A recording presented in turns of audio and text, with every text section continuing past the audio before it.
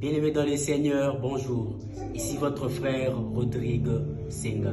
Bienvenue dans ces moments de partage et de motivation matinale, le café matinal. Et bien aujourd'hui, nous allons finir avec le deuxième partie ou la deuxième dimension de la foi. Comme l'autre fois, nous avons lu dans le livre de Hébreux, le chapitre 11, le verset 1, en disant que la foi est une ferme assurance de choses qu'on espère et une démonstration de celles qu'on ne voit pas. Eh bien, nous avons parlé sur le premier point qui était l'assurance. Et aujourd'hui, nous allons parler de la démonstration de la foi. Donc, la première dimension était l'assurance. Dieu donne l'assurance à quelqu'un de ce qu'il sera demain avant que la personne puisse vivre la chose.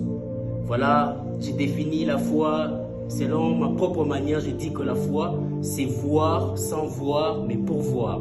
Donc, tu vois avec les yeux spirituels, pas avec les yeux physiques, mais ce que tu vas voir demain physiquement.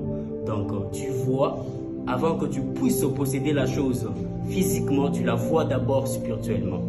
Alors, après avoir vu la chose spirituellement, alors tu dois la démontrer maintenant physiquement.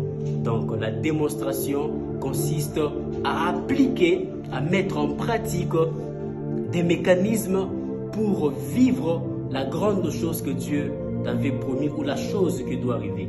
Dieu me donne une image que je serai millionnaire, mais cela ne m'empêche pas à me comporter ou à vivre comme un millionnaire. Je vois l'image d'avoir beaucoup de voitures dans ma tête. Je dois quand même, par la foi, démontrer cette foi, aller même demander les prix, me renseigner combien coûte une voiture. Donc nous devons démontrer la chose que Dieu met en nous. Dieu t'appelle à une grandeur.